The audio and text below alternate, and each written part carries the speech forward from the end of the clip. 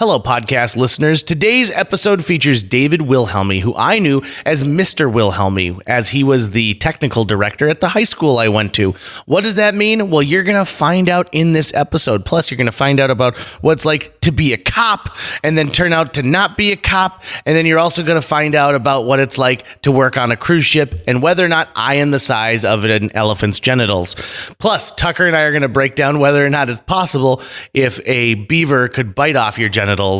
So a lot of genitals talk in a very short amount of time in this episode of JJ Meets World. But first, a quick word from our sponsor. This episode of JJ Meets World is brought to you by Natalie Deutsch of Hatch Realty. Natalie has a proven track record to get your home sold faster and for more money. She is consistently focused on her clients' needs and wants throughout the entire process and make sure that they are well taken care of. If you're looking to buy or sell, reach out to Natalie today. On average, Natalie sells a home every 3.74 days. That's at least 2 a week.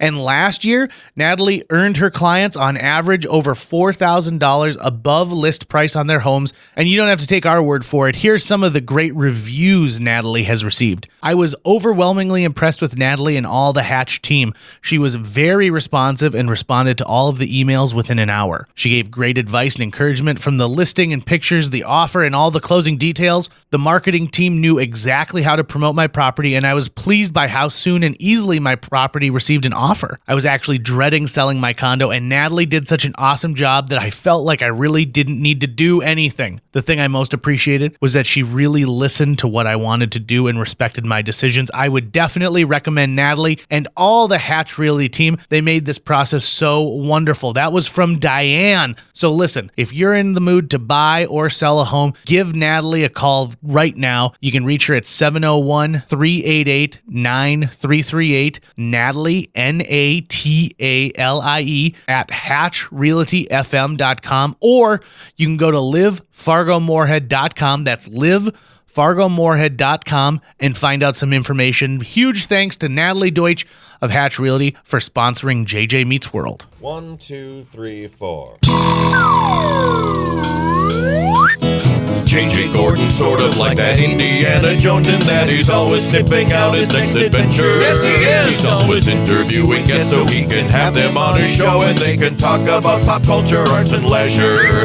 JJ has his flag unfurled and he likes his french fries curled, and he's fun and then he twirls as he goes to meet the world. He will march into the rain even if his ankle sprained. Take a peek inside his brain. This podcast is called JJ Meets World. I am a great swimmer. You put me in a body of water and I float. I can do the backstroke. I am an awesome swimmer. And I think that's probably because every summer I grew up at the lake and we would do stuff like I swam around our lake once. It was a ton of fun. Damn. Yeah. That's exhausting. I would assume it's exhausting. No life jacket either. Oof. Yeah. Right. So the downside is that when you're a great swimmer like I am, you can't show that off anywhere. Like if you can tap dance, unless you're in a pool, you can show that skill off everywhere. So if you and I are talking about what's your most athletic thing, and Tucker's like, I can throw a frisbee like there's nobody's business, I can watch you virtually anywhere on earth, watch you throw a frisbee. Let's go outside. Let's take 2 seconds, guys. Yep. But if I tell you I'm a super awesome swimmer, it usually involves us going to another location, right? A change of clothes. Right. And I mean, it's hard to see you. You're under the water, right? Yeah. You can kind of see position, but it's hard to tell form and function. And also, like, I've got to show off my physique, which aren't you worried about lake snakes? Oh, I used to be, but not as much anymore. They're probably not even a thing, but I think they're a thing. Someone told me that you are more apt to see a snake in a body of water in the southern part of the United States. It's warmer. Yeah, like water moccasins and things like that, right? Yeah. I have a fear of water that I can't see. Murky water. Yeah, I can't see underneath. Basically all water, pretty much. I mean, I can swim. I can go in a lake, although I never do. I just don't want to. I'd rather fish or do something outside of the lake. In a swimming pool, I'm fine. It's not a big deal. But especially if I'm like in water and I can't see below me, that's just, that freaks me out. Oh, see, like, I think some of the most dangerous water is the one you can see right into, like a really clear ocean, like inlet. Right. Because that's where crabs and all sorts of weird stuff that's going to get you. It's the psychological hit, right? When I was a young man, my cousins told me that if you go skinny dipping, you run the risk of a beaver biting off your wiener. And that has stuck with do. Yeah, it's just a super low risk. That has stuck with me into adulthood. And I know it's a lie, and I know those creatures are way more afraid of you than they are them. And I'm certainly not skinny dipping anywhere near a beaver dam. But I still am nervous about it. So the last time I was skinny dipping, which is probably like 4 months ago, I had this like moment of panic where I was like, wait, hold on. Oh, I'm in a pool, so I don't have to really worry about beavers so much in this pool. Wiener. But it is one of those things where I think people are just natural. You can build up this fear, this unwarranted fear. It's never happened to me. It's never happened to somebody that I know. But at the same time, we just know that there are those horror stories that exist of someone getting bit by a snake while they're swimming. Another thing is like people using tools. I have never hurt myself using a tool, but I know that a saw is pretty powerful and could take my hand off if I was not careful. Could kill you. Yeah, I've seen enough movies where like the mob have got to rough someone up, and they're always using power tools and things that are intended for other purposes. So I feel like you need to respect the thing that you're using. You need to respect the miter saw. So when you're bringing it down, you shouldn't be cutting into materials you're not supposed to be cutting into, proper safety gear, et cetera, et cetera. And one of the first people to ever teach me that respect for tools is our guest today, David Wilhelmi. He's the head of the technical directors who are at all the high schools and Fargo Public Schools. So he oversees previous guest Phil Goodell as one of them, and another young man named Brian. And he is a guy who knows a lot about a lot of stuff and has had some pretty interesting life experiences. We get Dave from like early high school years all the way up. Yeah, we get a full accounting of his tale. If you've ever wondered what it's like to work on a cruise ship, Dave is going to cover that as part of this. If you ever want to know some tricks when it comes to the theater tech, you're going to get that with this. You're also going to find out how he and his wife went on a non-date that turned into a date, and he paid for dinner because he's a gentleman like that. Plus, unfortunately, you can't see it, but Dave is also rocking a awesome mustache during this interview. Handlebar, like he's about to get into like a Wild West shootout. I love it. Like there's some love and care that goes into that every single day. And yes, he does comment on whether or not food gets trapped in it. So let's not put any more time before this thing. Let's go over the hump and let's get this pig rolled into the ditch. I'm going to make that saying stick. Enjoy this episode of JJ Meets World with David Wilhelmi. JJ Meets World. Welcome to JJ Meets World, our guest, David Wilhelmi. Dave, so I was trying to think of how long I've known you, and I think I was a sophomore in high school when you first showed up. Something like that, yes. Yeah, and you gave me my first paid job in theater, which was to load in the Minneapolis Children's Theater's production of Lyle the Crocodile at Fargo South. Yeah, I remember those days when the Minneapolis Children's Theater used to come through down there, yeah. So let's start with this. I know you as a tech director and as, kind of a superhuman man, because it seems like if anyone has a problem with building, Dave knows how to fix it. But let's start with where you come from. Well, I was born in Bismarck, North Dakota, but my family moved to Red Bluff, California, what would have been my sophomore year of high school. And why the move? Well, the winter before had been one of those winters here in North Dakota, and my family had 2 vehicles and 4 batteries, and all 4 of them were out of the car on heating elements in the house trying to thaw enough to start the car. My dad had just made one more valiant effort to get a car to start, and he came in and he slammed the door and said, "Hell with this, we're moving to California." And sure enough, that summer we did. Wow, that's bold. I like it. Well, I suspect there were, now that I'm older and can look back, I can see there were other things, but that's as a 14-year-old or I just turned 14 that summer. That's what was in my head. Wow. I was Okay. very unhappy with it. I did not want to move away from my family or away from my friends.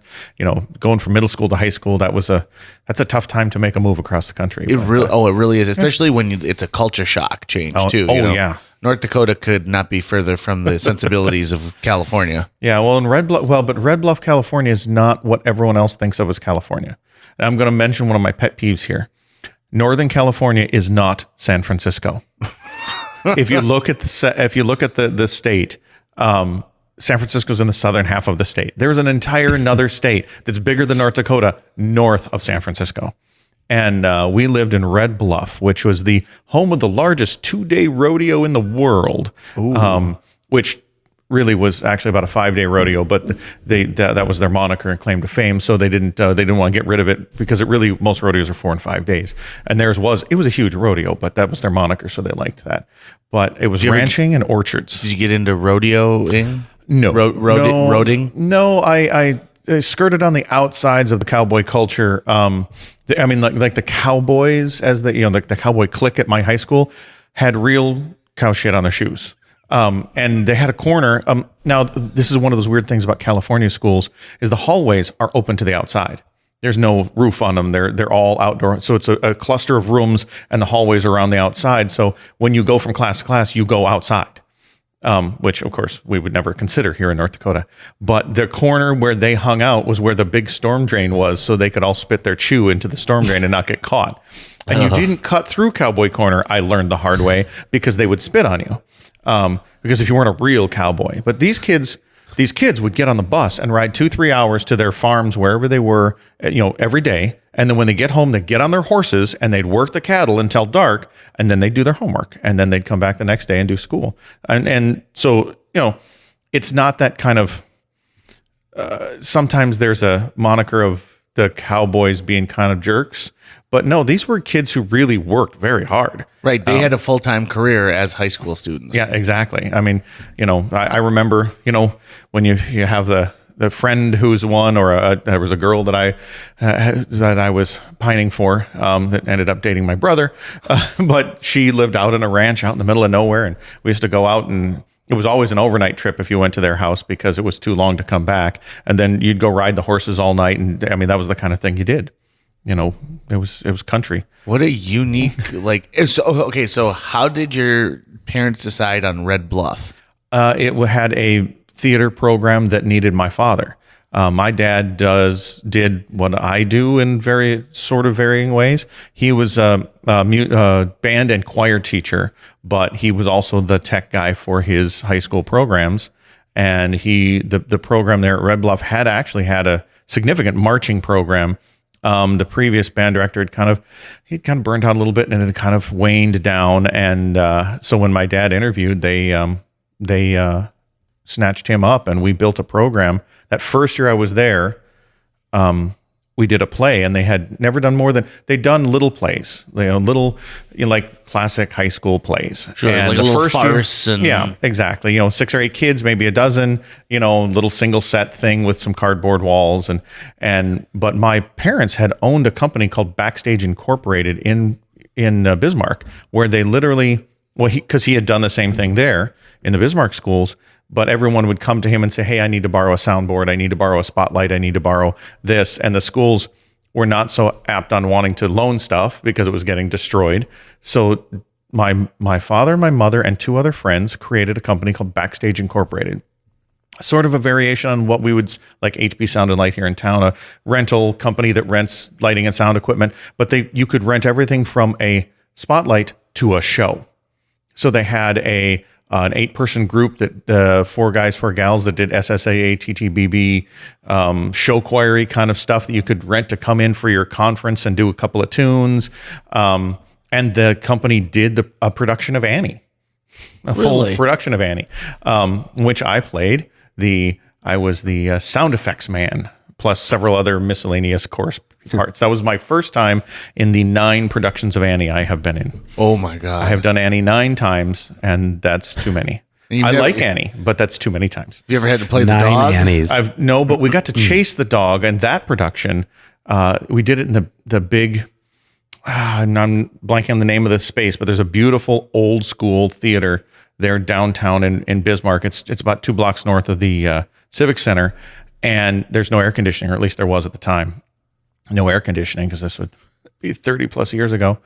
And right as they do this, the scene where they let the dog go and the dog has to come to Annie. She's calling him. Mm-hmm. And that's a big stage, probably 60-foot proscenium. That dog's coming across. We had a trained dog. And halfway across the stage, someone in the audience gives out one of those wolf whistles. And the dog perks up and heads right out into the audience, down the stairs, through the house, out the back doors and into the street. And all of us young boys who were in the chorus are out the back door chasing down the street to catch that dog. And we got him and got him back for the next scene. But yeah, it was I remember that to this day. Yeah. Is that why they say you don't work with animals? My father has a quote about Annie. He says, anyone who works with kids and dogs deserves it. Yeah. Yeah.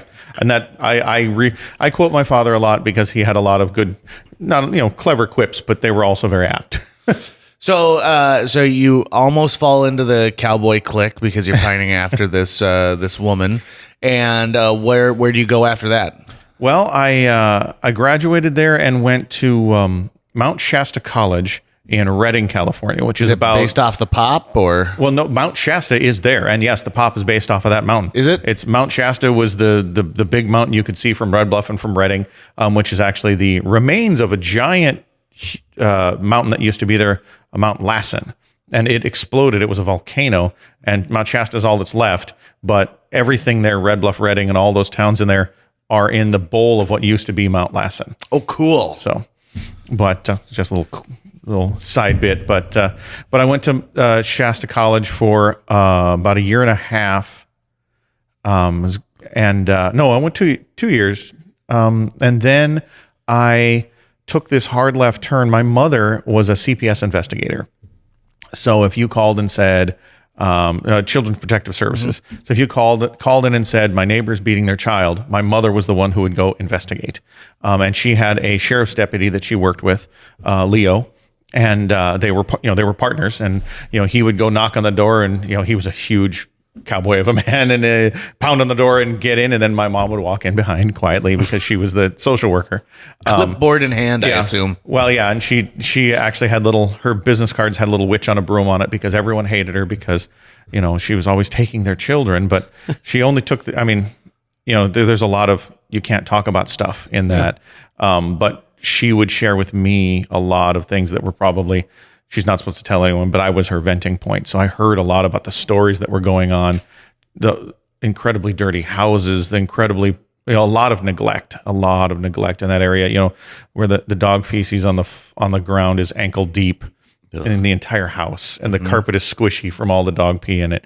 And the kids are crawling around in their diapers, and that, the toilet doesn't work, and so they're like, yes, we're going to take this child out of this house. So she was retired from that now, but that was a pretty hard job. But in that process, I got to know a lot of these law enforcement officers.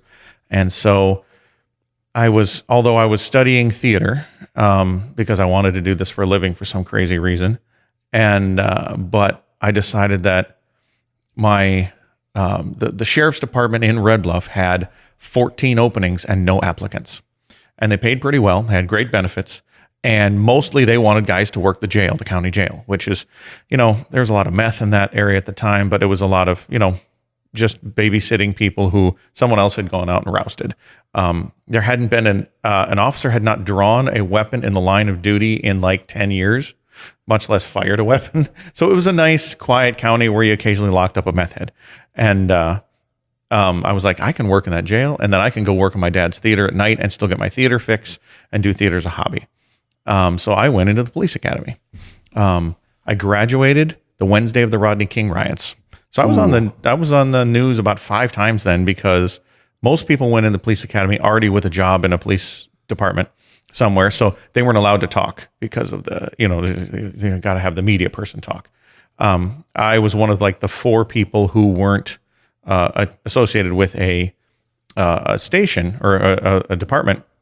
And so it was me and the other gal who was the beautiful blonde girl who was, so I was the guy and she was the girl, and we were put in front of the cameras for every interview because everyone wanted to talk to us because the riots were going on while we were graduating.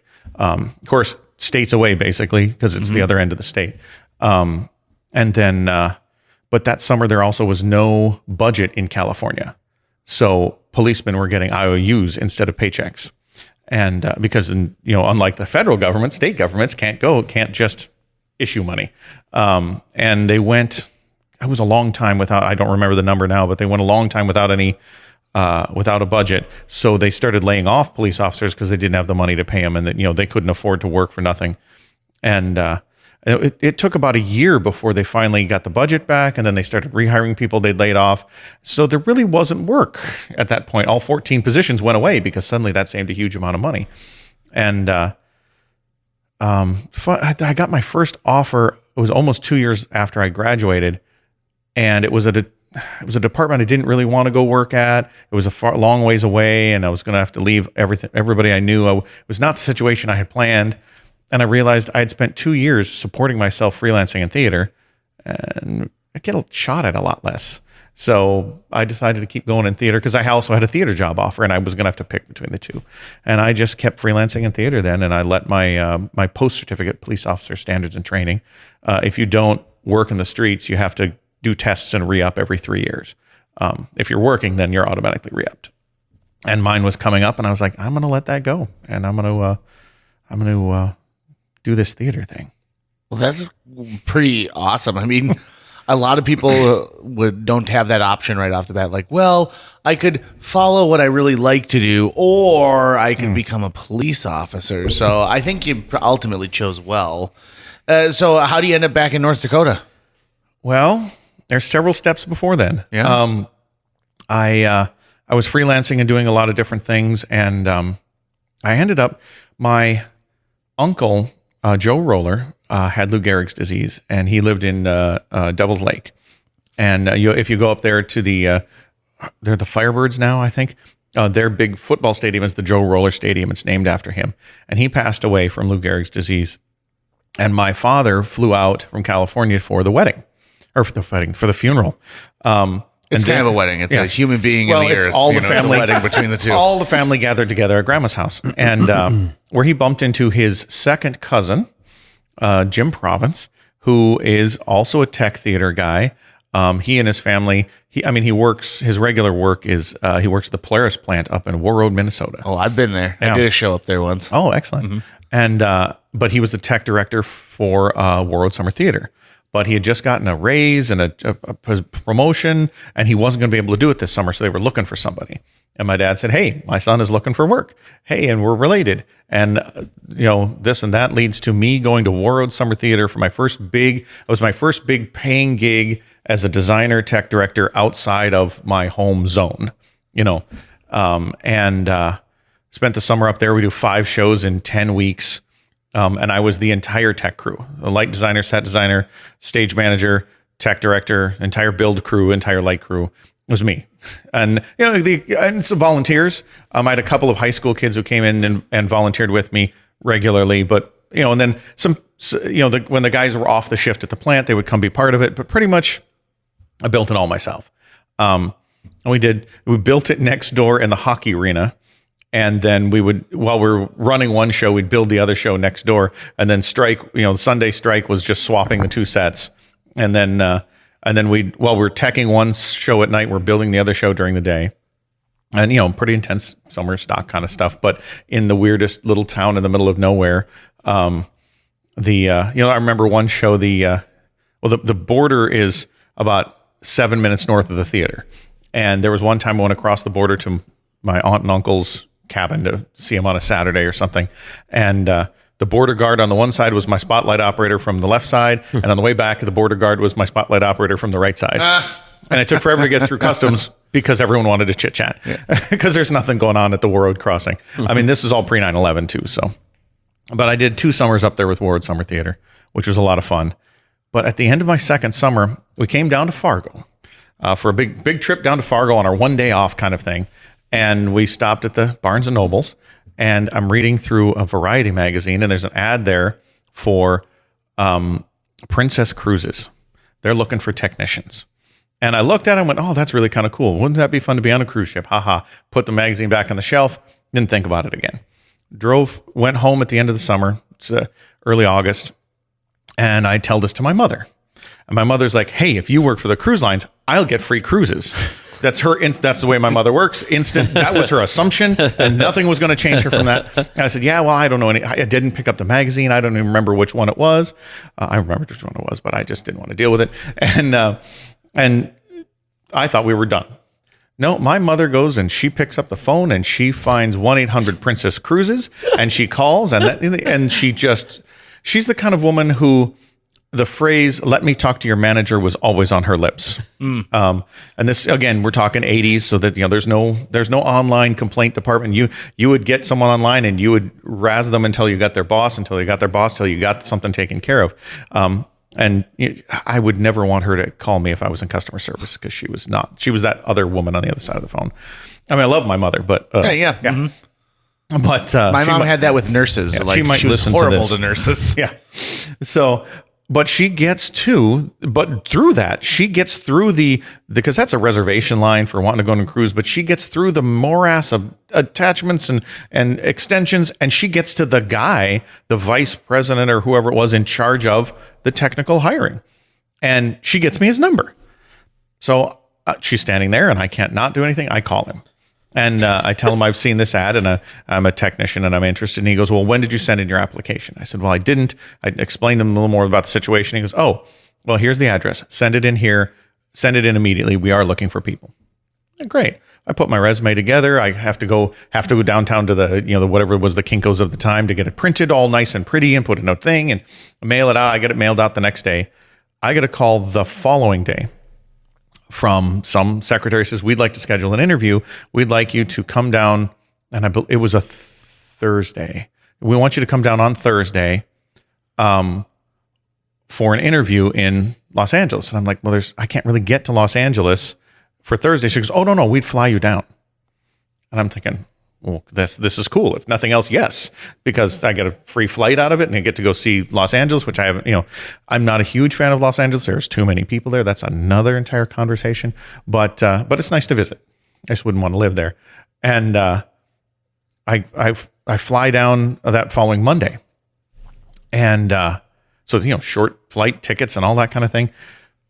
They pick me up at the airport in a car. They drive across Los Angeles for like an hour and a half, get to some giant building. I got a 27th floor or something. I wait for an hour and 15 minutes in the waiting room.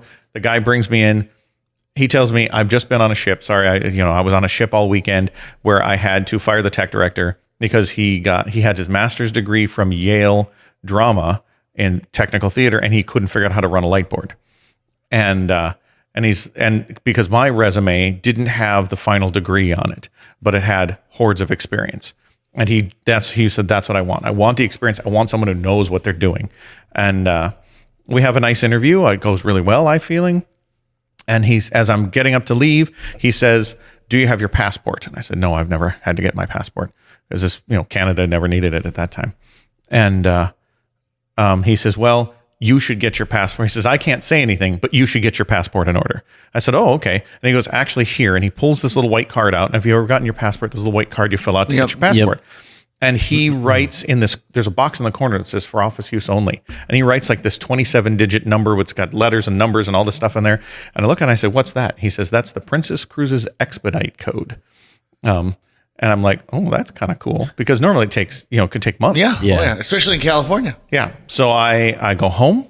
The next day I go and get my picture taken at the place and I have the thing done and I do all the paperwork to get my passport put in. I can tell you exactly what time it was, because that Monday was Labor Day. And I got my passport the following Thursday. Oh my God. They called me the next day and said, we want you on a ship in, let's see, where was I supposed to get on? We want you on a ship in Athens on Wednesday. And I was like, as long as the passport's here, I'm game. Because they pay you, you have no expenses, they fly you everywhere, they feed you. The only expense on the ship you have is your booze. And I'm like, this is great. And it was $2,000 a month. I'm like, that sounds great, especially, nice. This would have been late 80s. So that's a lot more money back then. Yeah. And So I call them on Wednesday morning, say, I still haven't received the passport. They're like, that's fine. We'll fly you out tomorrow. We'll move your flight to tomorrow. Just let us know as soon as you get it. Actually, I would have had to leave the house at 1 o'clock to make the plane. And at 12:45, the mail came and my passport was in there. But I still went the next day anyway. So I joined a ship in Istanbul with the first time other than Canada, the first time I'd left the United States. I got on a plane in Red Bluff, flew to San Francisco, and then flew nonstop San Francisco to London, which is a long flight, with a beautiful, beautiful girl, Irish girl sitting next to me, and her very protective grandfather, uncle on the other side. And since I have no game, nothing came of that. You weren't rocking this mustache at the time? No, but you can't see it at the moment, but Dave showed up with a really awesome I am a believer that if you're gonna have a mustache, you own it. You go all out. You don't just do a little tiny thing like you do what Dave's doing right now. He's got some nice handlebars. Well, and I've always, my facial hair grows really fast, so I've always played with it quite a bit. But when I was recently honored to be cast in Sweeney Todd over at FMCT, and so I went to Adam, our director, right away and said, okay, what do you want me to do with the hair?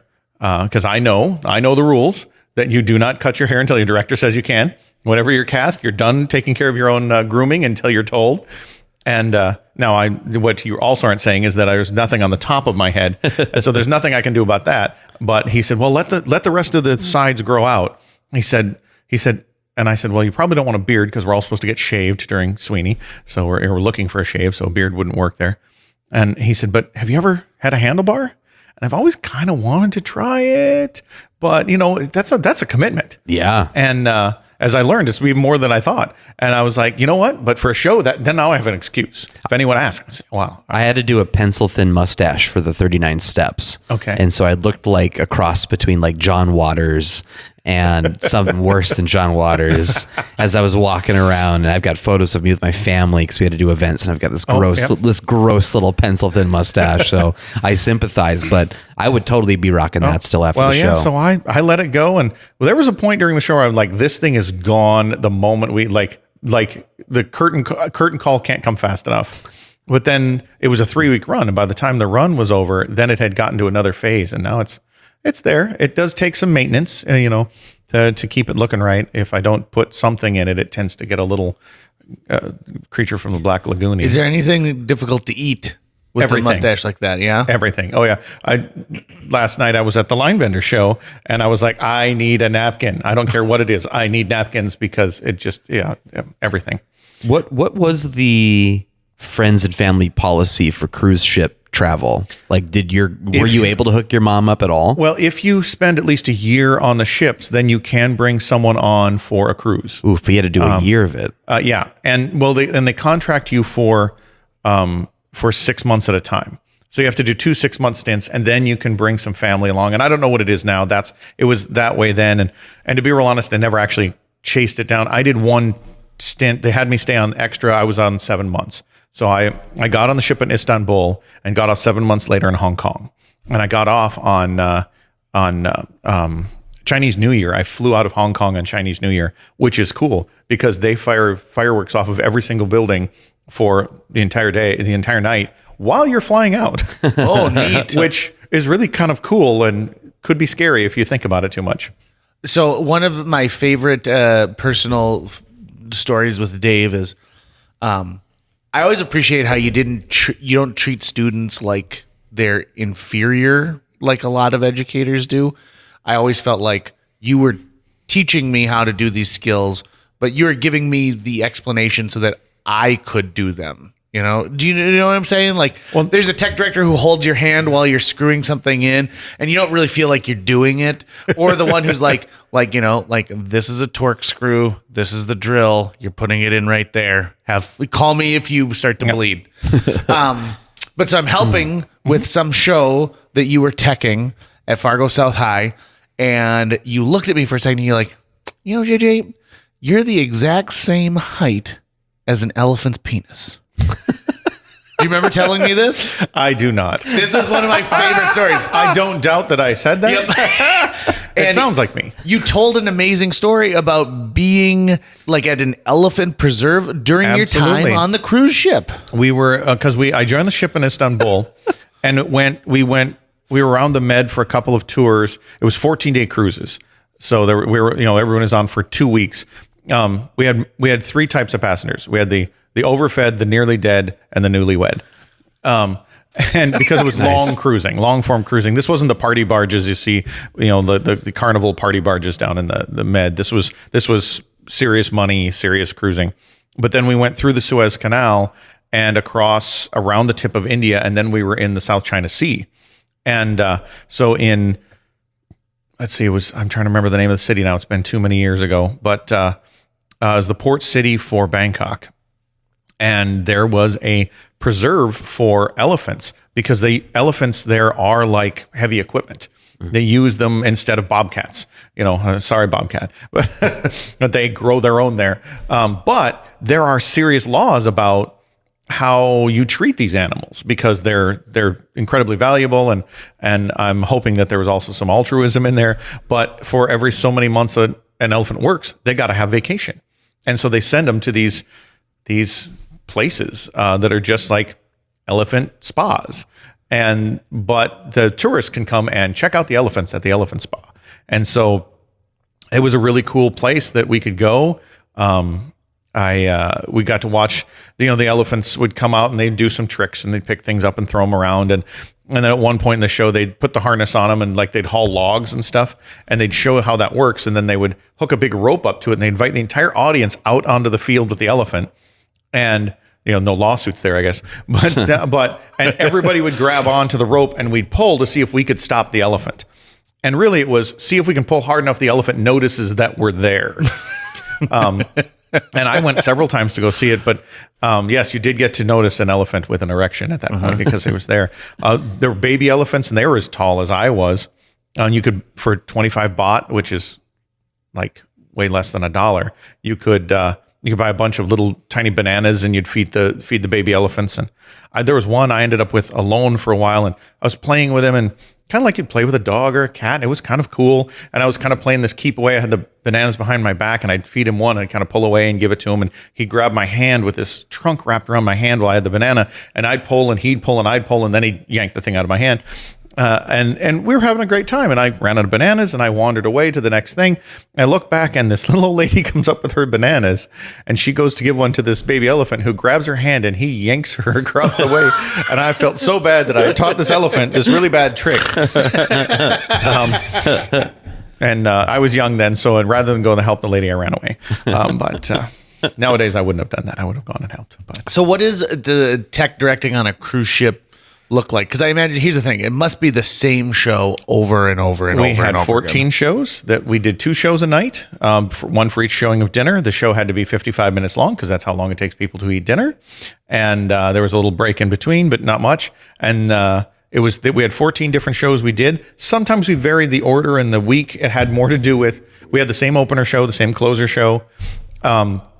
But we would do the French show on the night when they were doing the French dinner, and we would do the meals match the shows, and so it was the same shows over and over again. I had nothing to do with the design or creation of the shows. I was just repeating the same show that had been made. Most of these shows had been on the ships for 10 years or some. There was one new show that had Madonna songs in it, and did Vogue. Madonna's Vogue was in it. I remember that, and that was like the new show, and everyone was excited to do the new show. But it was the smallest ship in the fleet. I was on the Island Princess, which is the Love Boat. The Love Boat series was 4 seasons, and they have 2 identical ships at Princess: the Island Princess and the Pacific Princess, or at least they did at the time. And those 2 ships where they filmed 3 seasons on the Pacific and 1 season on the island. So I would walk down the Love Boat staircase every day on the way to work. Really? Well, because it's in a horrible place in the ship. Nobody actually uses it. But it was a nice way for me to cut around the crowds.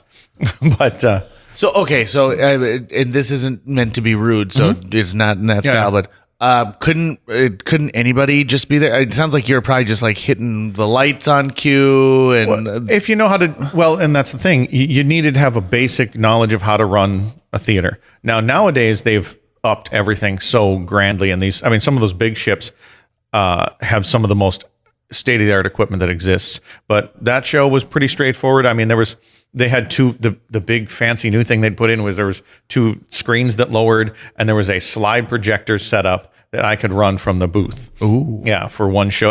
But it was all run, there was an 8-track, so it was a big reel-to-reel machine that had 8 different feeds coming out of it. And so there was some, and on that one of those feeds ran the video system. So I had to make sure that I could initialize the systems. And then, yeah, it wasn't difficult theater by any means. So I mean, really, you're getting paid a really good salary. Mm-hmm. You're getting to adventure across the globe. Absolutely. And you're doing something that you're maybe replacing a light every now and then. Yeah, I had to do inspections on all the safety chains and all the lights and all the spaces in the ship once every 2 weeks or something like that. And, I mean, it was not crazy hard theater work by any means. But it's one of those things where that's a resume builder for sure. To say, it was a blast. Oh, I got to see all kinds of cool things. My first time I ever had sushi, I was in Hong Kong, which is a fine place to have sushi. Yeah. I mean, we had one day off in the entire 7 months I was on board. They have what they call a refit day, because otherwise, they come in the morning, they get passengers off, the other passengers are on that afternoon, and boof, you're off you go. But there was a refit day where it was 1 or 2 days where we went into a port that was not a port. It was not a passenger port, where they just fixed stuff on the ship. And in 2 days, they replaced all the carpets on one deck. And they took an elevator out of the shaft piece by piece and put a new one in, and did all this. They bring on 200 workers and they just attack the ship and fix all this stuff. Well, we didn't have anything to do. There weren't a new show or anything to do in the show lounge, and there was nothing being done there. So other than a couple of new dancers on board, we just had to rehearse. They all knew the show. We just had to rehearse them in with our group. We had not much to do. So we went out on the town. That was where I met someone who became one of my best friends on that ship. His name was Rory Andrews. And he kept talking about his aunt Julie, who you probably heard of. What? Yeah. Rory was going to be as famous as her one day. I haven't heard of him since I left the ship, so I doubt he has. But he and I, the whole group, we went to this local restaurant, and you go in, and it was it was a Greek island, and so we go into this little Greek restaurant, and it turns out the owner's daughter is the one who's helping us find a table, and there's a large group of us. There's about a dozen of us. And there's casks on the wall with wine, and that's where they're serving the wine from. It's not a decoration like around here. And we sit down, and several of the people have been cruising for many, many, many years, and they were like, "Yes, oh no, I only want this kind of salad, and I only want that kind of thing." I'm like, I'm in Greece, so I just say I want to eat Greek food. Give me the best Greek food. That's what I want. And I tell them this is my first time in Greece. I want to know what it's like to eat like a Greek. And the girl is, wide-eyed going, where's that on the menu? She goes and gets her father, who comes out, and I tell him that, and he is like, "Oh, we will get you Greek food." And he goes away. So I have no idea what I've ordered. And Rory and I are sitting there. He brings out plates of food. It was just the most amazing food ever. And at the end, we have this great conversation with him because he keeps coming by because we're the out-of-towners. And he brings by gratis for the table ouzo, and it's stuff that he's made. I don't know if you've ever had ouzo. It's a liquor it's clear, but it's anise flavored, black licorice. I personally love black licorice. I know a lot of people would hate me for that. They're going to turn off right now. And the way he likes to serve it, it's the stuff he makes, so it's a little thicker than the stuff we find in the States. It's almost like a syrup. And then he serves it in these shot glasses that he puts in a little tiny dish of boiling water. And so what happens is the outside of the liquor becomes really thin from the heat, but in the middle there's this bullet of the thick liqueur, and you shoot that. And the stuff is also 80 proof or something. And he brings it out and sets it up for the table. He has a carafe and all this stuff, and he does a whole big sort of ceremonies. He sets it up. And Rory and I are like, "This is great. How do we do this?" We have our drink. We drink with him. We have a toast, and we shoot the stuff. We look down, and half the girls are going, I don't like it. And I'm like, I can see the guy going, this is that classic culture, we've insulted the host kind of thing. And so I was like, well, then pass it down here because I want to have another drink with our host. And And Rory's like, yeah. So they slide them all down into the host, and Rory and I continue to drink ouzo with him until the carafe is empty, and Rory has dropped a plate and broken it, and we decide that we need to leave. I don't know. I have no idea if we've even paid. I can't really walk, and neither can Rory. And we get carried out of the restaurant by the rest of the dancers. I know I was unceremoniously flipped over Errol's shoulder, who was the large black dancer, who also happened to be, I mean, you see him and you're like, ooh, watch out for that guy. But he was this mincingly gay guy once you got to hear him and see him. I loved Errol, a great guy, but this was also late 80s, so he would try to hide that when he needed to. But I'm hanging over Errol's back, and two of the girls are carrying Rory, and there he and I swore that we would find the local beer in every port. And that led to many adventures. Yes. So 7 months, you're done with the Princess gig, and we still haven't made it back to North Dakota yet. No. I came back and I freelanced for a little bit longer, and then I decided I needed a full-time gig because the freelancing there was no insurance. And I was starting to become a grown-up. And doesn't that suck? Yeah, I hate that. Oh, God. Well, and this is where I think divine providence came in, because I had planned to find something. I went online to all the different, well, it wasn't online. It was a magazine, because online was still pretty rudimentary at that time. And I found there's several magazines where they advertise art search and that sort of thing. And was looking for jobs, and I applied to several, and I wanted to stay on the West Coast so that I could at least be within driving distance to come home for holidays. And I am pretty good with geography. But for some reason, when I saw the name Ohio, in my head, I was thinking the location of Iowa, because I'm thinking that's close to where my family is back in North Dakota. And then I could, at least be within driving distance. If there's an emergency, my grandparents are there, I could be driving. One day I can be back. And I apply. They're happy to see me. I finally look at a map and realize this is not the right place. But they hire me. And so, and it's a pretty good setup in the gig, the Players Guild of Canton in Canton, Ohio. And, be the tech director there, get to do some design. So I pack up everything I own in a Ryder truck, my car hooked up behind, and it is 3 days east on I-80. Oof. Which, by the way, when there's a 55 mile an hour governor on that truck, is not fun, because that's 75 mile an hour speed limit. And a 55 mile an hour governor means you get a lot of people honking at you. Mm-hmm. And I believe the most traveled interstate in the country. Oh, and it was like an hour and a half to hit I-80, and then I-80 for 3 days, and then like an hour and a half off of I-80. It was just literally that for 3 days. And I hit a blizzard in the middle of Iowa on the way there.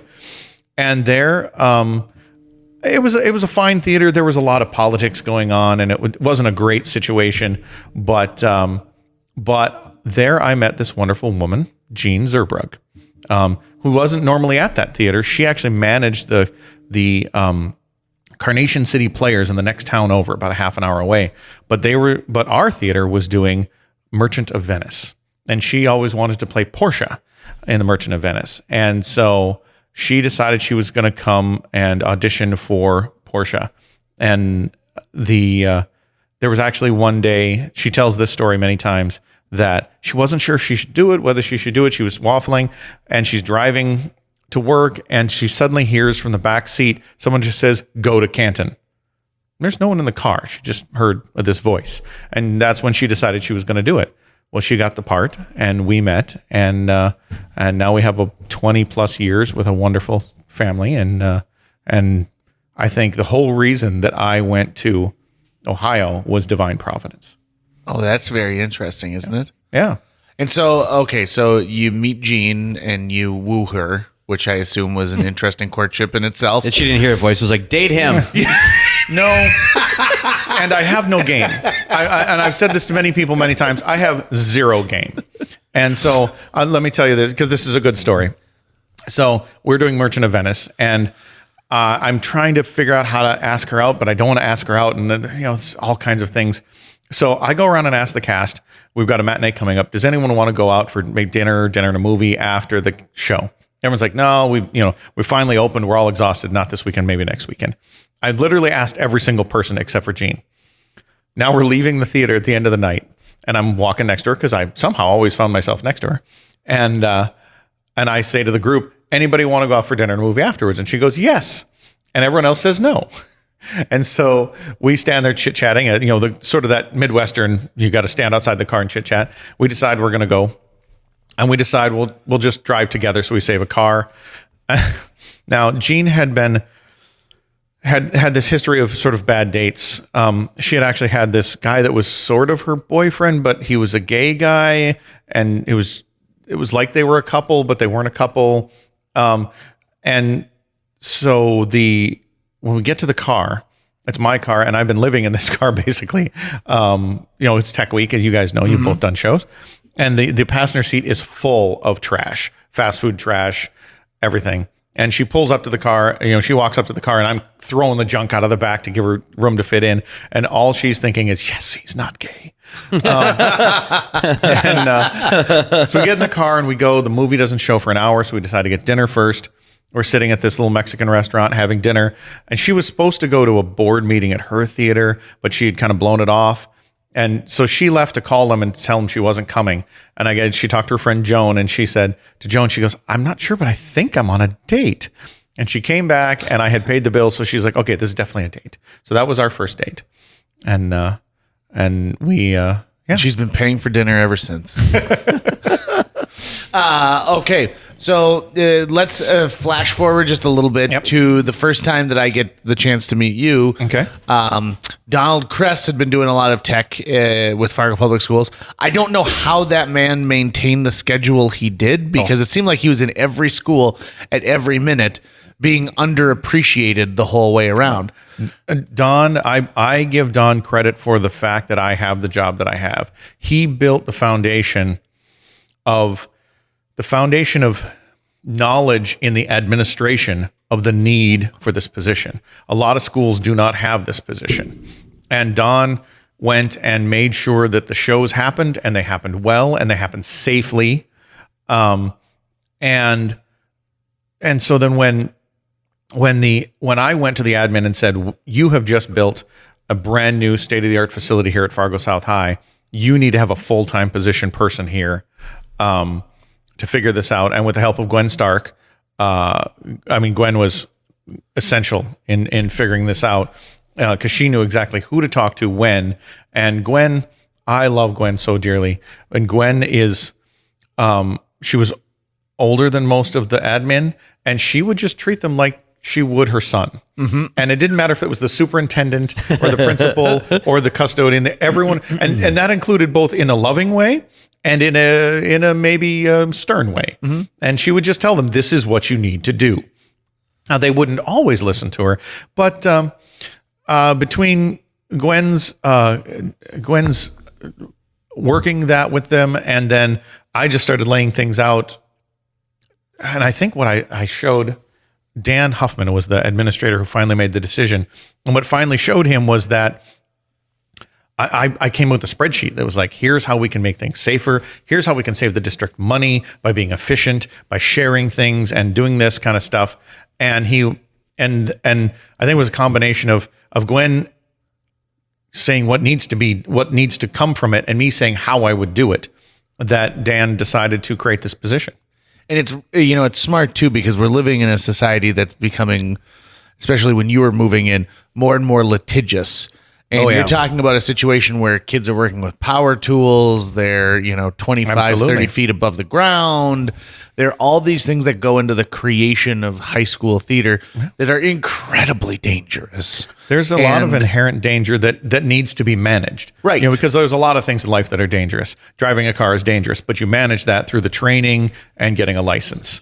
But when you, and that's the same thing with the program my program I created. I'm very happy to say that. Not without help from lots of people. I don't want to take sole credit, but at the same time, someone to guide. Here's the thing: you can have a ship and it can float, but you need someone to steer it. Yes, and so the great thing was that the district had the foresight to see that they were planning to build more spaces. They were planning to improve what they were doing with the arts. We have incredible support for the arts in the Fargo Public Schools. I cannot say enough positive things about the Fargo Public Schools, because they literally And I think this is something that we all forget sometimes, those of us who are beneficiaries of it, is that there are a lot of places where there is not music programs like we have. There are not drama programs like we have. And we are supported in wonderful ways, but we're not always as much as we would like, and we would hope, but definitely enough to get what we need to get done. And we've done, so the things are tighter now than they were back then. We went through a much more flush time before. We're now in our more of a, the economy and all of that. I'm definitely no expert in that, so I just kind of nod and smile and say the economy. But I like doing that too. Be like, oh, did you get a new car? Well, the economy. yeah. I like saying this economy. This economy. Yeah. When you, let me ask you this: what's your favorite show to put together? Well, play or musical. Okay, so let's go musical first. Okay. Well, I think I know that you're done doing Grease. Well, yeah, and I've done Grease several times. I don't dislike Grease, but I know that I've done it a couple times. And the trick is that there are shows that I've done that I'd like to redo because I don't feel like I did a good job on it. Not that the show didn't turn out well, but I'm like, oh, I missed so many opportunities. The potential was so much better. There are some that were just not good that I wanted to do again because I was like, oh, that was a stinker, And maybe the overall show wasn't, but my element was. Let me tell you about the first show that Dave tech directs in this new position that an entire class just ruined, just from start to finish. So one of the things Gwen wanted to do was to add a technical theater portion to her drama classes. And so the idea is the PA1 class would build the set for the 3-act play. And so that year it was in the fall. Do you remember the show I'm talking about? The fall of that show? Musical Comedy Murders of the 1940s. This is when yes. Lee Meister was still directing the 3-act. That was the first show I did at South High, yeah. So Dave comes in and he's teaching all these kids and it's great, right? But this class just happens to be the worst class ever. So bad that their actual grade was banned from the Wahpeton Zoo after a field trip where they harassed the animals. This class was banned from a zoo. So I'm in this show, which is a little like murder mystery. And these kids have done such an awful job that Dave is pretty much one man building this set, which has got things that slide and it's got all this, stuff built into it. Kind of a bookcase that slides open, trapdoor thing, kind of murder mystery. Yeah, right. Opening night of the show, like the cast is still, we're painting books into this library. I mean, we're minutes before this house is set to open. We're getting all of these things done.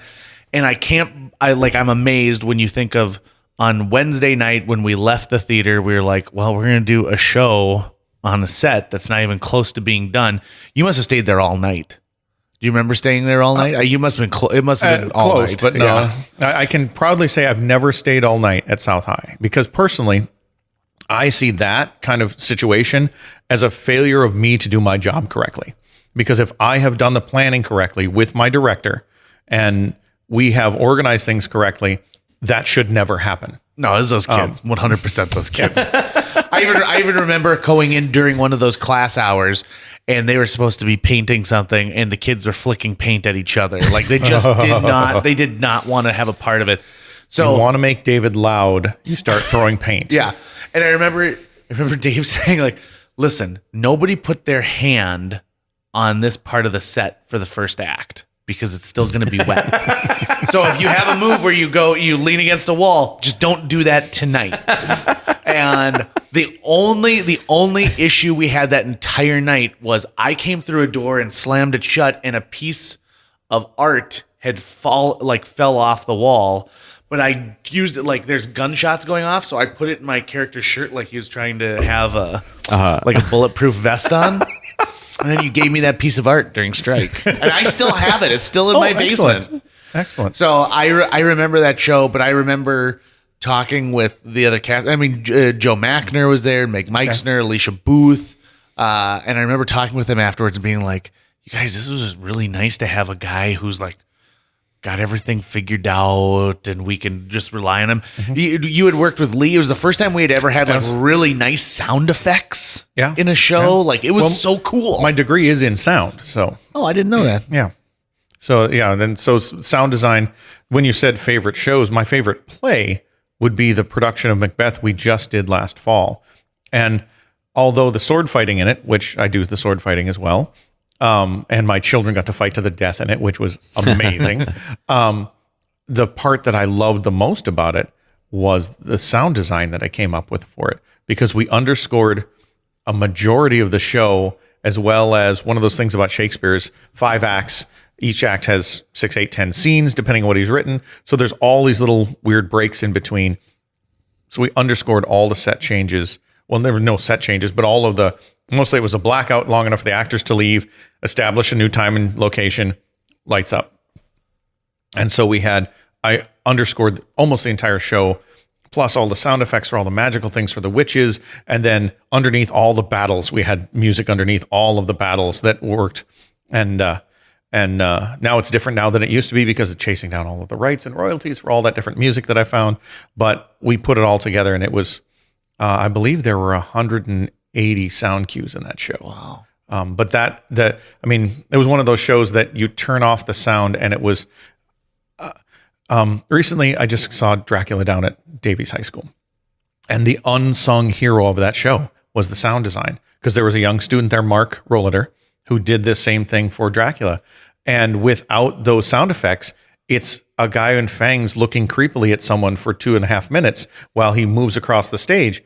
But with the right music underneath it, suddenly you're wet in your seat, because it's there, and you don't notice it unless it's not there. And Brian Lynch, who's my assistant who runs that theater, he said there was one rehearsal they didn't have the sound, and he was like, wow, this is going to be a rough show. And then they added the sound, and he's like, okay, that's what ties it all together.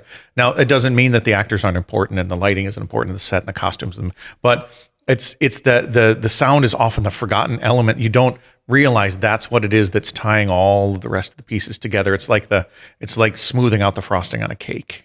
There it is. Well, it's even in the even how you put the sound into the space makes a difference. For example, in that musical comedy Murders, there's a part where someone's listening to a radio bulletin about a storm coming. Mm-hmm. And so my assumption was like, okay, well, we'll just play it, over the speaker system and we're good to go. And you're like, no. It'll take everyone out of the moment if it's coming to them in surround sound.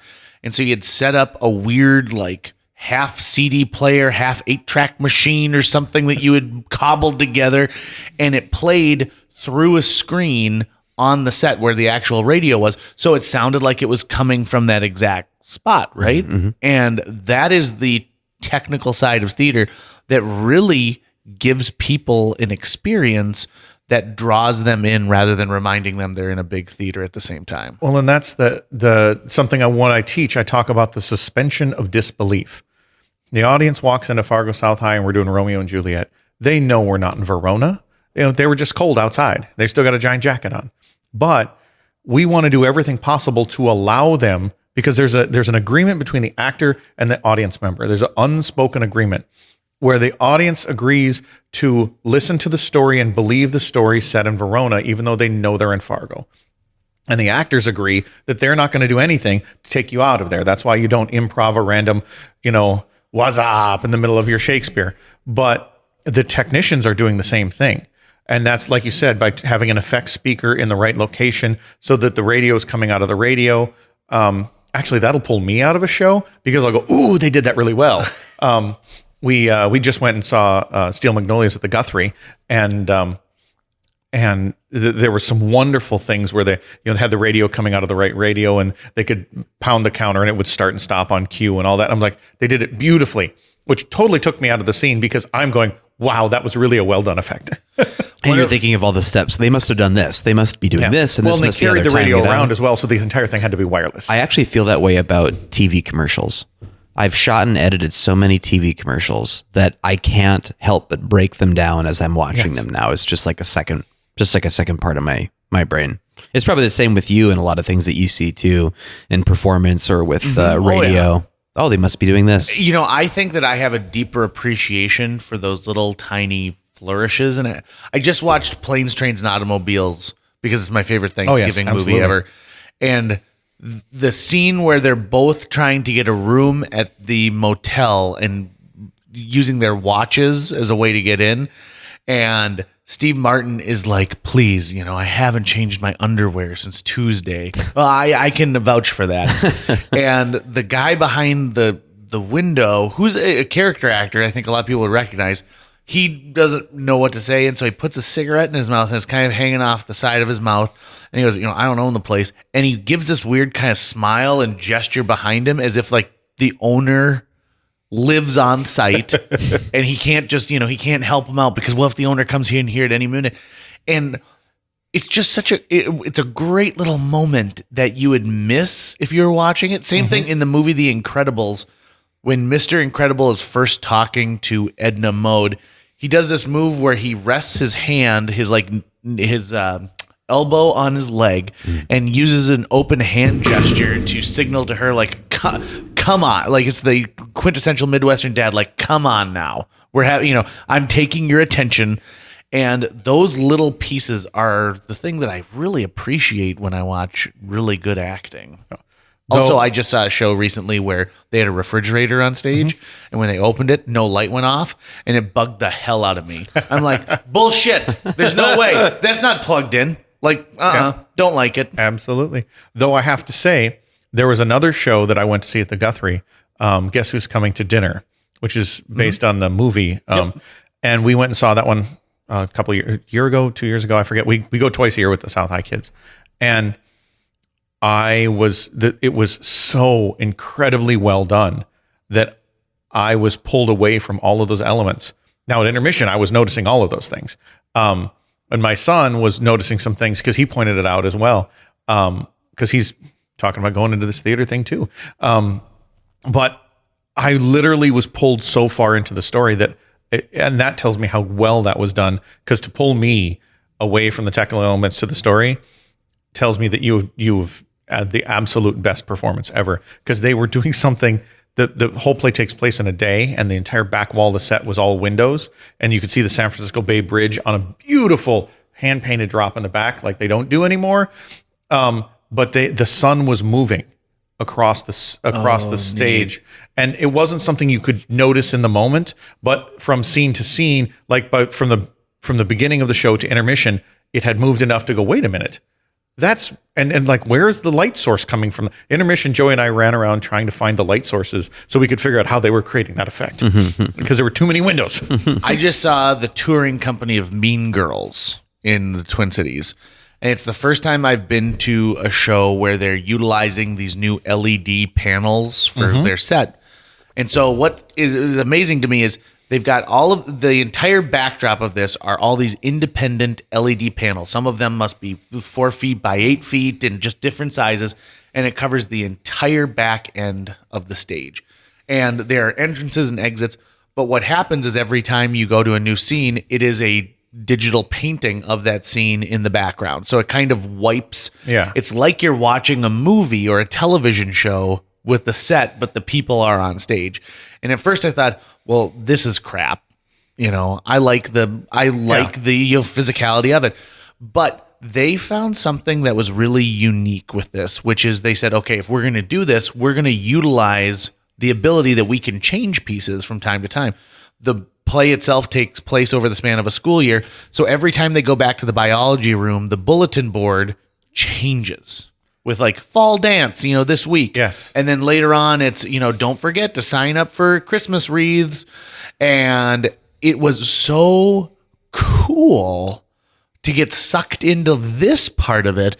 And then it made the pieces that they actually brought on stage, like desks and the lunchroom stuff, it made it pop all the more. And I thought, this is really taking advantage of the future of theater tech. And that's the trick. Video has become the eighth element. I mean, when I was going to school, they said there are 7 elements of technical theater: sound, light, set, props, costumes, makeup, front of house. Well, and I've always added special effects as its own area because it needs its own focus. I've always complained about that since I was in high school, but video is now its own element. A lot of people wrap it into lighting because lighting is so essential, but it's its own thing. Totally different thing. And I'm talking to preaching the choir here, but because I can, as the lighting guy, come up with the right projection, the right angle, the right screen, but content is such an element. When we did one of my favorite, this would probably be the one I would list as my favorite musical of all time, was at Davies High School. We did Jekyll and Hyde, and I'd been pushing Rebecca Sari to do it, and she had not wanted to do it. And we had done the Diviners, and we had a couple of actors just step up and really move during the Diviners. She's like, okay, I think we got some options on who might be able to play Jekyll, because she didn't think we had a Jekyll. But my concept, we built that show.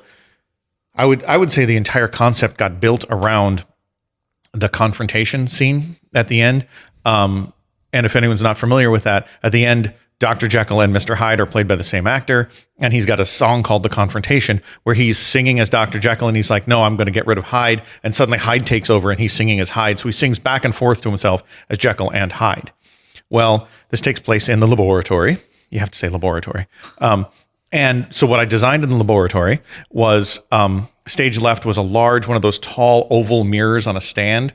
And we had set that up so that he could look into it and the audience could see him and the image in the mirror at the same time, sort of showing the duality of the character and all those sorts of things. And so he starts singing the song into the mirror, and then suddenly the image in the mirror changes and it sings back to him.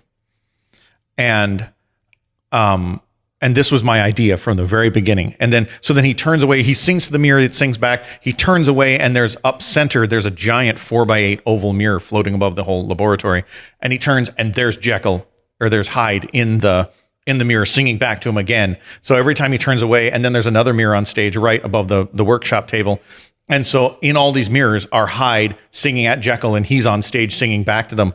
And technical nightmare to make it work, but we built the entire show's concept around that one. Ooh. And it worked. It did exactly what we wanted it to. The only thing I wish is that we would have had, again, just a little bit more money to buy some slightly brighter projectors. Because nowadays I would have the projectors, the power I need, but that was gotta be 7 years ago now, 6 years ago.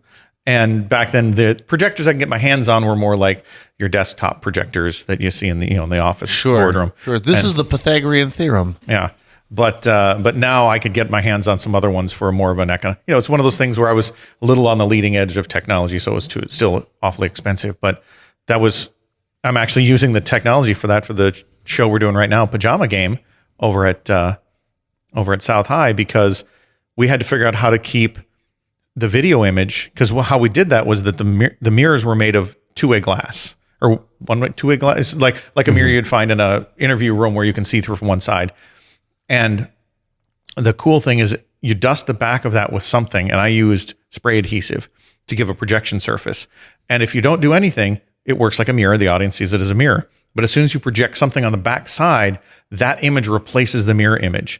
And so from behind, we projected the image of Hyde, and creating that media. To get back on the point, the reason I went to this one, I brought in some local guys, Dan Glauser, to help me generate all of the raw video, and then I did a lot of the editing. Because I could only afford to bring him in to help me shoot it in a high quality, and then I did the editing and put it together. With a lot of advice from him, because he is way more of a video guy than I am. I learned a lot from him, and I've gotten off track too many times. I've jumped. You're projecting the image, but what we had to do, then we had 3 different video projectors running 3 different sets of images that all had to track with the audio, because the orchestra and the singing and the audio on the video all has to stay together. So one of them we had as our master, because the one of them in that tall mirror had to be very lip synced with what's going on. The other 2 got a little more crazy and chaotic, and the images were getting stretched and played with. So they could be slightly, if they were a fraction of a second off, nobody would notice. But that one, its audio, we did a stereo recording and ran Hyde's voice only on there. But the recording was we did the recording of Hyde's voice and the piano. And we did a stereo recording. One was on the left track, one was on the right. And the left track went out to the house as Hyde. The right track went into headphones in the pit to the pit conductor and the piano player. So they followed, and we had a 1, 2, ready, go. The piano played. So in the pit, they're hearing that in their headphones. So the orchestra is following the audio from the video track, and the actor is following the pit conductor, so that everything stays together.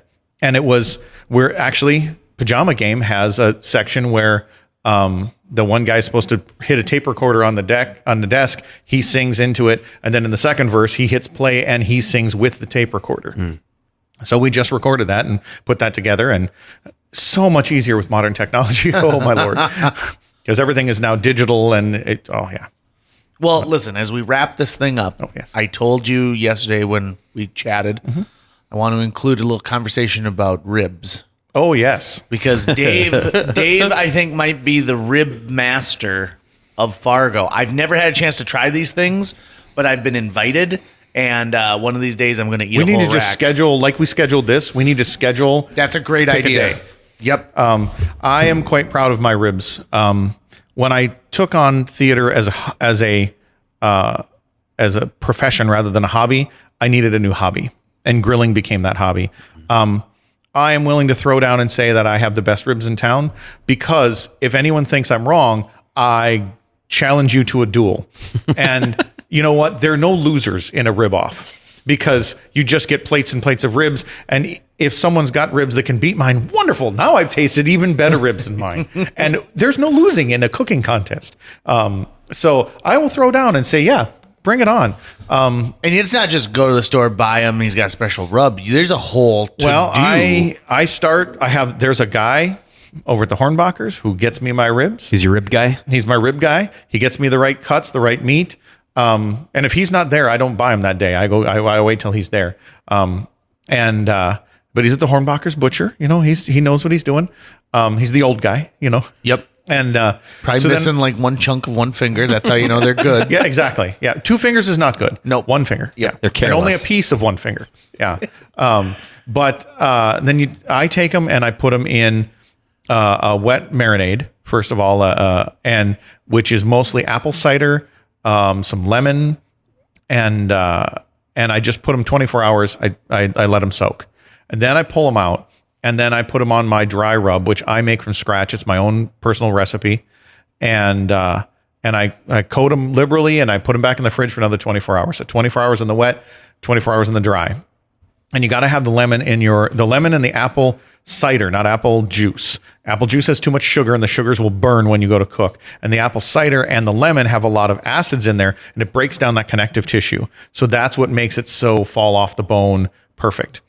And then, I do baby backs this way. So then when you pull them out, the morning you're going to cook, I didn't have a smoker for many years, so I've learned how to do it on my gas grill with an indirect heat, low and slow, usually takes about 3-4 hours, depends on how many.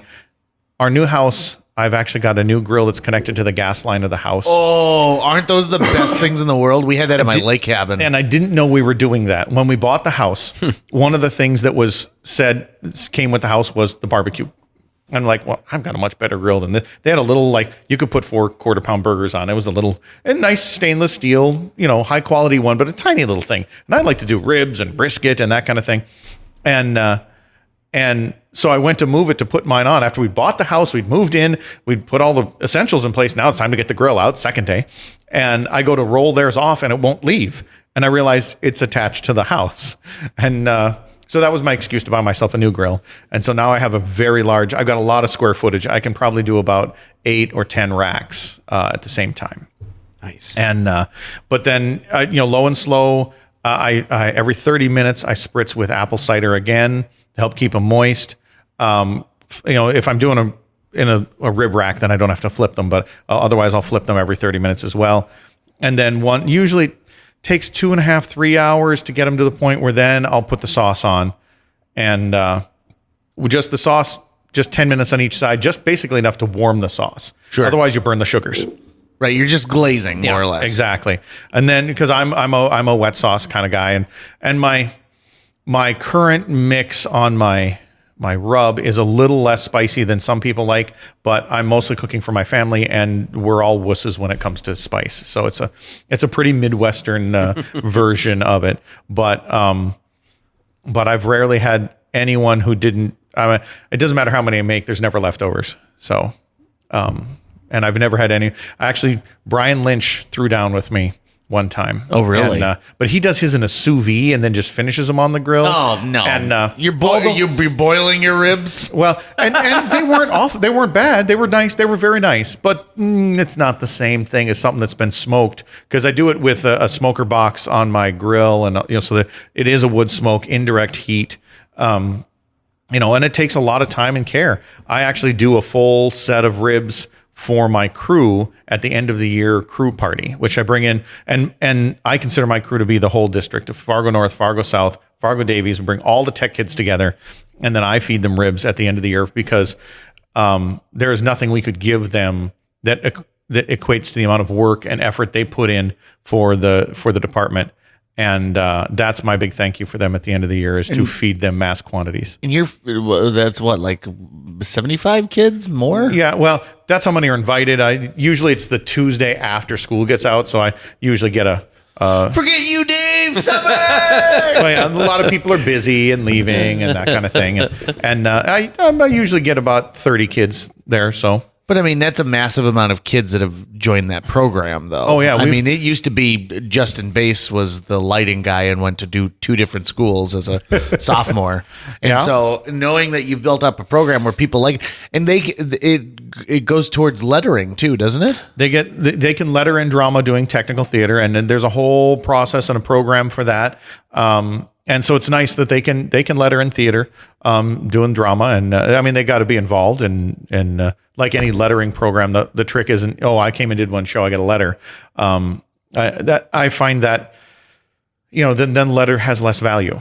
When you have to do something to earn the letter, and it's a 100-point system, you get different points for different things. But if you don't get involved in at least the 2 big productions and a few small things, you're not going to letter in 1 year. But the nice thing about the technical theater program is that you can letter over a series of years. Your points carry over.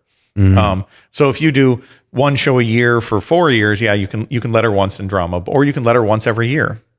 Or the most I've had kids earn 150 points in a single year. Those are kids that basically give me their souls. They're there every single moment of every single day. This is where they live, in the theater with me. I had one at Davies who earned 150 points a year. So he lettered once his freshman year, twice his sophomore year, because he had 200 points, once his junior year, and twice his senior year. And I've had one other student do that. His name is Joey Wilhelmi. He just did this last year. I want to just start by saying he didn't do that just because I'm his dad. He's decided this is what he wants to do for a living. He's actually going to University of Minnesota, Twin Cities, studying theater design. He hasn't decided which element of design he wants to focus in yet. They don't make you decide that right away. So that's very cool. And I knew Joey when he was knee high to a grasshopper. Yes. I mean, he was still eating Cheerios out of a bag when he would come and hang out with his mom and dad at Fargo South High. Well, it was interesting this year. One of our students, Anne, her little brother and sister are coming and hanging out in the theater during rehearsals, because otherwise she couldn't be in the show. She'd have to be home babysitting because her mother doesn't get off work until 5. And I've actually got 2 students who are doing that right now, because then Logan, another kid, his little sister, he's got the same problem. And I said, no, have the kids come. They can hang out. There's plenty of babysitters, and whoever's not on stage, everyone wants to play with the little kids. They're so cute. But Joey and Elizabeth used to do that when they were little. And, and the doctor's kids used to do that when they were little. Mm-hmm. Yeah. And some of my earliest memories are hanging out at Ben Franklin when my dad was directing plays, and I was, 5, 4 years old, running around backstage and hanging out with the big kids. And it was awesome. Oh, yeah. It was like going to it was better than going to a playground or a theme park. Yeah. Well, I remember Joey and Elizabeth were just talking the other day, my 2 kids, about the games they used to play in the theater. And there were specific games they had. They would play something they called Ninja, and they would crawl around through all the seats in the theater and try to get from one corner of the theater to the other, past every single chair, without anyone noticing they were there. And as soon as someone would go, "Hi, Joey," they're like, "Oh, we lost the game." It's like that silly game where you look at you put your finger down low and everyone looks at, "Oh, I lost the game." Yeah. That was there, and I had no idea that's the game they were playing, because I would always say hi as I went by, because I didn't want them to think I wasn't paying attention. Yeah. And it turns out I was causing them to lose the game. Dad, stop paying attention to us. We invented a game the year before you got to the theater and actually, did things like lock the doors. That we called Scuzzle, where we would take a roll of masking tape, but unroll it so it becomes this hard disc. Okay. And so it's all rolled together. And someone would go in the catwalks and whip this disc down to people who are standing on the stage. And if you got hit, it hurt. Because, it's a whole roll of masking tape, right? So we wasted masking tape for that. But just the other day, somebody sent me a picture of they were cleaning out their childhood bedroom, and they found their Scuzzle. And I was like, oh my God, let's whip this at each other. Let's go to a park and have some fun.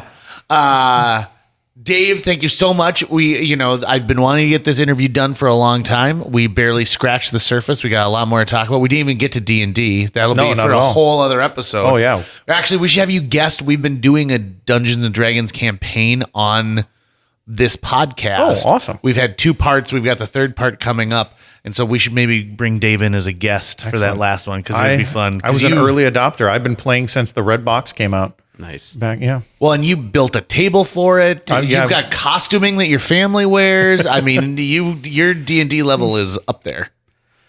Yeah, I'm kind of a geek. Yeah. Good. It takes all types, right? Yes. Dave Wilhelmi, thank you so much for being a guest today. Well, thank you. I really enjoyed it.